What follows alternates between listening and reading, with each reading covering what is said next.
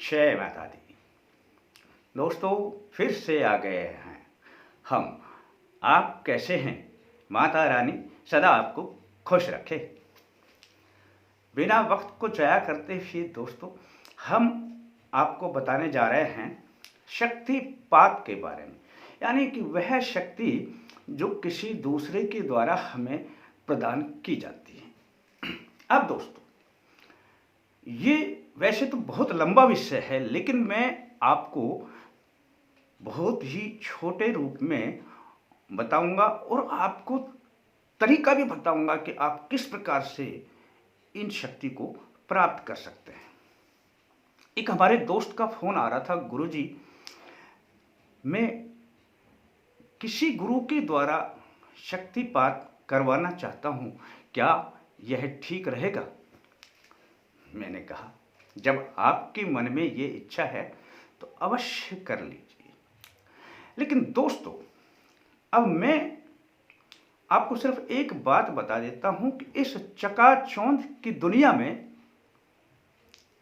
दिखाने वाले और दिखावटी पुरुष बहुत अधिक मिल जाएंगे आपको, लेकिन शक्तिपात के नाम पर उनके पास स्वयं ही नहीं है देने के लिए तो क्या है। ये मैं किसी के बारे में कहना तो नहीं चाहता, लेकिन मैं आपको वास्तव में सच्चाई का मार्ग दिखाना चाहता हूं।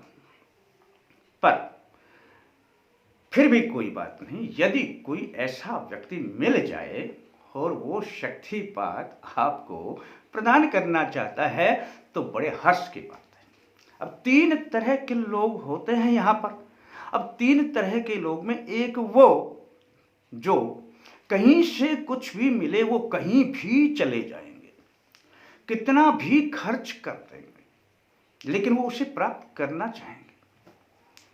और दूसरी तरह के लोग वो होते हैं जो ये कहेंगे कि मैं ये प्राप्त तो करना चाहता हूं, लेकिन कहीं पर जाकर नहीं, किसी से कोई चीज मांग कर नहीं। बस दोस्तों, ऐसे व्यक्ति स्वाभिमानी व्यक्ति होते हैं। और तीसरी प्रकार के व्यक्ति होते हैं कि जिनको आप प्रदान भी करो, मुफ्त में भी कोई चीज दो, अरे ये ले लो, ज्ञान बहुत अच्छा है, तब भी वो लेंगे नहीं। अब दोस्तों, मैं इन 3 प्रकार के लोगों में बीच वाली जो मैंने कैटेगरी बताई है कि वे स्वाभिमानी व्यक्ति जो पाना तो चाहते हैं लेकिन कहीं जाकर के नहीं, स्वयं पाना चाहते हैं, उनके लिए है ये मेरा वीडियो। और मेरे वीडियो में मैं बताऊंगा कि हम अपने घर में रखी हुई मूर्तियों से, भगवान की मूर्तियों से शक्तिपात कैसे करवाएं। और होगा दोस्तों, आप देखना, आप स्वयं करेंगे। मैं आपको बताना चाहता हूं, बड़ा ही सरल मार्ग है। अपनी कोई भी फोटो ले लें। अब मैंने दिखाने के लिए मेरे पास एक ये देखिए, अपने पास है ये। हालांकि मेरे मंदिर में नहीं थी, मैंने ऊपर दीवार पर इसको टांग रखा था। पर मैं बताता हूं कि चाहे मूर्ति कैसी भी हो, आप इनसे शक्तिपात कैसे करवाएंगे और देखेंगे कि सचमुच आप में शक्तियां आ रही हैं। तब आप क्या करें? बस तो अपने पूजा स्थान में अब इसे स्थापित कर लीजिए। मैंने तो ये दीवार पर रखी हुई थी, लेकिन अब इसे अपने पूजा स्थान पर स्थापित कर लीजिए और सभी देवों के साथ में इनकी भी अपनी धूप बत्ती, अगरबत्ती और पूजा शुरू कर दीजिए।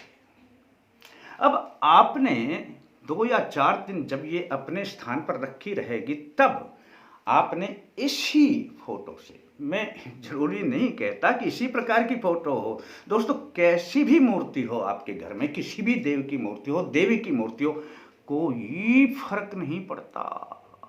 समझ रहे हैं ना? अब देखिए, 2 या 4 दिन के बाद कोई भी शुभ दिन चुन लीजिए, आप बैठेंगे आसन लगाकर, जल हाथ में ले लीजिए और बोल दीजिए, हे परमपिता परमेश्वर, मैं अपने भगवान श्री कृष्ण की या जो भी आपके पास मूर्ति है उससे शक्तिपात चाहता हूँ, आप मुझे मेरी सहायता कीजिए। अब बस इतना सा बोल के जल को नीचे गिरा देना दोस्तों। और आपने करना क्या है, इस फोटो को अब मंदिर में से या तो वहाँ से नीचे उतार लें या उसके समानांतर आपको बैठने का, ये तो ऊंचा पड़ेगा, या आपका मंदिर किसी ऐसी जगह पर है जो आपके समानांतर हो, यानी कि मेरे समानांतर इस फोटो की यह ऊंचाई आए। अब आप देख लेंगे कि यह ऊंचाई आप जहाँ पर भी स्थित करेंगे तो उसके सामने इतनी ही ऊंचाई पर आप बैठ जाइए जितनी ऊंचाई पर यह है, यानी कि विशेष रूप से इसकी आंखें और इन आँखों का की जो ऊंचाई है वो बराबर होनी चाहिए दोस्तों। समझ गए ना दोस्तों, इन आँखों की और मेरी आँखों की जो ऊंचाई है वो बराबर होनी चाहिए। ऐसी जगह पर इसको स्थित कर लीजिए। बस दोस्तों, एक स्टेप आपका पूरा हो गया। अब आपने करना क्या है दोस्तों, इनकी आँखों में आँखें डाल करके और कल्पना करनी है कि इन आँखों से जो दिव्य ज्योति निकल रही है वो मेरी आँखों में प्रवेश कर रही है। अब दोस्तों, इसको ज़्यादा दूरी पे मत रखना, इसको ज़्यादा से ज़्यादा 2 या 3 फुट की ही 2-2.5 फुट की दूरी रख सकते हैं। ज़्यादा दूरी पे होगी तो इनकी आँखों की आपको चमक दिखाई नहीं देगी। आपको इतने ही समानांतर पे रखना है कि इनकी चमक आपको दिखाई दे। अब इनकी आँखों की चमक मेरी आँखों में प्रवेश कर रही है, ऐसा आपने इनकी आँखों में देखते हुए कल्पना करनी है। और ये कल्पना करते ही आँखों को धीरे धीरे बंद कीजिए और ये ज्योति मेरी आँखों के अंदर समाहित हो रही है। धीरे धीरे अब आँखों को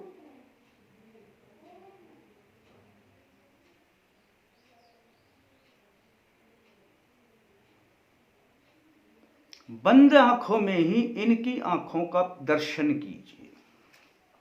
आँखें आपकी बंद रहेगी, लेकिन आपने किसी चीज़ को थोड़ी देर के लिए भी देखा है तो उन आँखों का यदि आप विचार करेंगे कि सामने वही आँखें मुझे दिखाई दे रही हैं, आप उनका दर्शन कीजिए बंद आँखों। पहली बार में तो नहीं होगा, लेकिन आप देखेंगे थोड़ी देर में ही आपको बंद आँखों में ही वो, या 2-4 दिन के अभ्यास के बाद ही वो आपको दिखाई देने लग जाएगा कि आपकी बंद आँखों में भी इनकी आँखें दिखाई दे रही हैं। दोस्तों, इस एक बार करेंगे, 2 बार करेंगे, ऐसा कम से कम भी नहीं तो 5 या 7 मिनट का प्रयोग करना है। फिर आंखें खोलनी है, फिर यही देखना है इनकी आंखों में इनसे ज्योति आ रही है और मेरी आंखों में समा रही है। फिर आंखों को धीरे धीरे करके बंद करना है और बंद आंखों से देखना है। दोस्तों, यहाँ तक आपने समझ में आ गया होगा और अब मैं इससे आगे बात बताता हूँ। दोस्तों, इस जीवन में हर जगह पर कण कण में शक्तियां विराजमान हैं।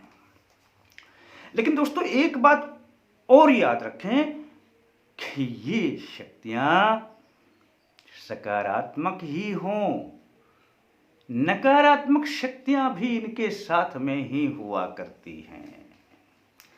दोस्तों, सकारात्मक शक्तियां भी, ईश्वरीय शक्तियां भी, दैत्य शक्तियां भी, नकारात्मक शक्तियां भी, सकारात्मक शक्तियां भी, सब साथ साथ में बिखरी पड़ी रहती हैं, कण कण में विद्यमान रहती हैं। अंधेरा सोचता है कि मैं कायम हो जाऊं, लेकिन प्रकाश पर अंधेरा कभी कायम नहीं हो सकता है। इसी प्रकार से ये जो नकारात्मक पावर हैं और जो भी दैत्य पावर हैं, ये सकारात्मक पावर और ईश्वरीय पावर के आगे टिक नहीं सकती हैं। पर अपना प्रभाव जिस जगह पर जिस व्यक्ति में कण कमजोर होते हैं या कोई उनकी ऐसी अपनी वो बैठ जाती है जिसे जुगत कहते हैं, तो बस समझ लेना कि वो उसमें प्रवेश कर जाती है या कर देती है अनिष्ट। आप देखते होंगे कि कई बार हमारा दिमाग बहुत अच्छा चल रहा था कि एक सेकंड में हमारा दिमाग बदल गया और हमारे दिमाग में विकृति आने लग गई, लेकिन समय भी वही है, स्थान भी वही है, लेकिन वो शक्तियां हावी हो गई उस वक्त। अब मैं जो दूसरा प्रयोग बताने जा रहा था वो ये दोस्तों कि जो ये मूर्ति सामने रखी जाएगी, ये तो मैंने यहाँ पे पकड़ी हुई है, आप ऐसे ही ना पकड़ लेना इसको अपने समानांतर थोड़ी आगे 2-2.5 फुट पे रख देना। अब 2 फुट पे आपने रखी है, तो अब आपने कल्पना करनी है कि जो ये श्वास इनकी नाकों से निकल रहा है, वो श्वास मेरी नाकों के द्वारा मेरे अंदर प्रवेश कर रहा है।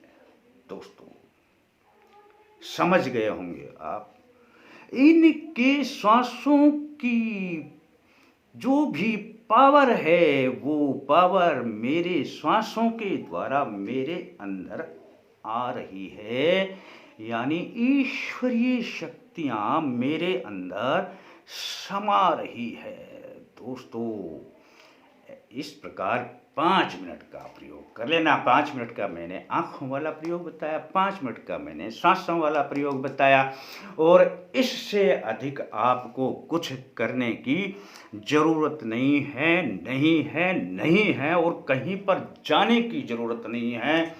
आप देखेंगे कि आप में इनका शक्तिपात होने लगेगा, होने लगेगा, होने लगेगा। बस दोस्तों आप इसे करें, अपने अनुभव किसी के साथ भी शेयर करें, कोई परहेज नहीं होता है। कई बार कहा जाता है कि अपने अनुभव किसी के साथ ना बांटो, अपने चमत्कार किसी के साथ ना बांटो, अपने नहीं जो घटित होता है वो बताएं, और किसी से भी और आगे का समाधान पूछना हो, हमारे से भी पूछना हो, इससे आगे जो घटित होता है तब हमसे पूछें। हर व्यक्ति के साथ अलग अलग तरह की घटनाएं घटित होती हैं और आपके साथ भी होने लगेंगी। आप जब ऐसा करेंगे और ऐसा करते ही आपका जीवन बदलने लग जाएगा। कहीं जाने की आवश्यकता नहीं है दोस्तों। और अधिक जानकारी के लिए आप हमारे www.ultimateGyan की विजिट कर सकते हैं दोस्तों।